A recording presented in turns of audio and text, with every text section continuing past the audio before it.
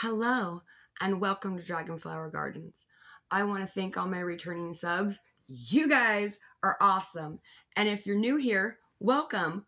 We talk about gardening, wild foraging, bushcraft, medicinal plants, food preservation, seed saving, spiritual and physical health, animal husbandry, and agricultural news that affects you. So if that's what you're into, make sure you're subscribed and hit that notification bell so that you'll be notified every time that we're getting ready to drop a new video. Let's get into it today. Today, we're going to open the puzzle box. The puzzle box of fiat currency. So the world wars end, and Europe's stuck with all these notes, but they don't have any gold to back these notes. That causes a problem because there's nothing that everybody is agreeing on because we agreed on gold, and now they don't have any gold. They just have our papers that was helping fund their war efforts so that they could get commodities. And now they want to start trading things, and so we have to all agree on the same system again. They can't exactly use gold. Now the US has 1/3 of the world's gold. It's kind of like winning Monopoly. Not really, maybe, I don't know, y'all can debate that in the comments. So a bunch of representatives from all these countries that want to do trade with each other come together in Brixton Woods and New Hampshire, and they're talking to each other because they want to restore some way they can start trade. And they come up with this idea that is called the Brixton Woods system.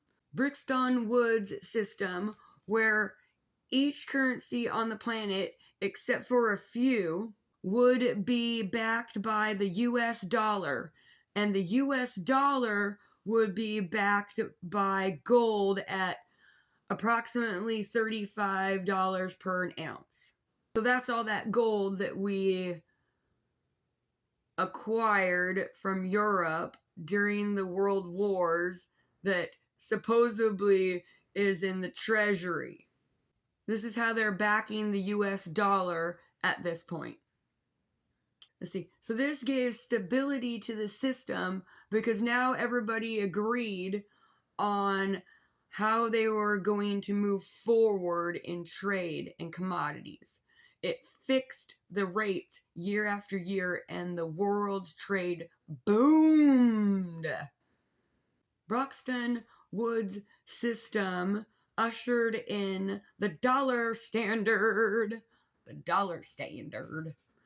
The dollar standard started because the Brixton Woods system. There was no regulated rate exchange. Disaster waiting to happen. Alright, remember when I said most, but not all countries were invited to use the Brixton Woods system, which is what we'd consider the dollar standard?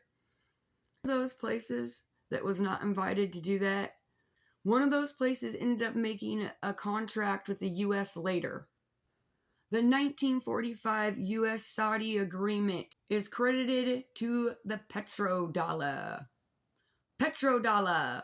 Petrodollar is a unit of dollars paid to exporters of oil backed by the value of the US dollar.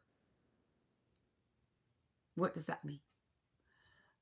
That means that you guys in Saudi Arabia can now play the game with us because you're backing the dollar with your oil, and that's a commodity that we're using a lot of during the Industrial Revolution.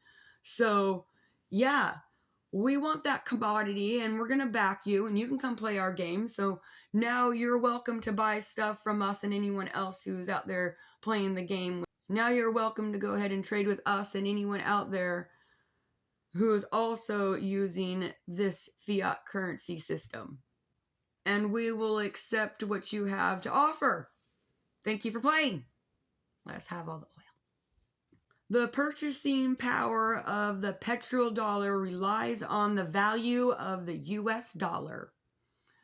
So they were now welcome to start trading with us because they had a commodity that would be backed by the US dollar. Okay, so everybody's trading things around the world, and everyone has agreed on what the standard is until someone didn't agree. In the 60s, Charles de Gaulle, president of France, I'm really sorry I said that wrong, realized that the US didn't have the gold to back up their dollars. He was like, what? France, started asking for their gold and tradables that were in dollars.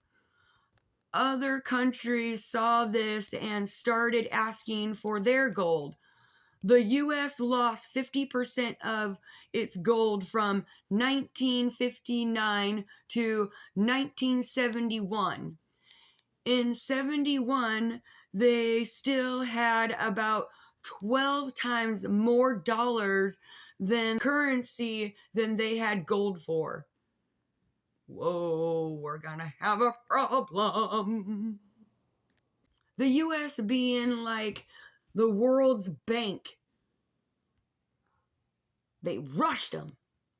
Y'all give me my money! The Federal Reserve for the second time had printed more banknote receipts than there was gold for. The Federal Reserve for the second time had printed more banknote receipts than there was gold for. They'd committed fraud twice. It's just that simple. Once the Federal Reserve couldn't pay on these dollars, the entire system would have crashed. It would have collapsed. August 19th, 1971, all the world's currency became fiat currency. Nixon was forced to take action, otherwise the entire thing would have collapsed. If we agree or disagree on if his action was good or not, he was pretty much in a predicament, because if he didn't do something, it was going to completely crash.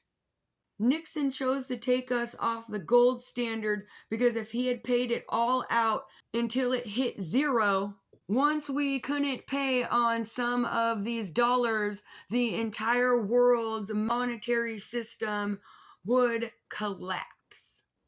August 15th, 1971, all the world's currency became fiat currency.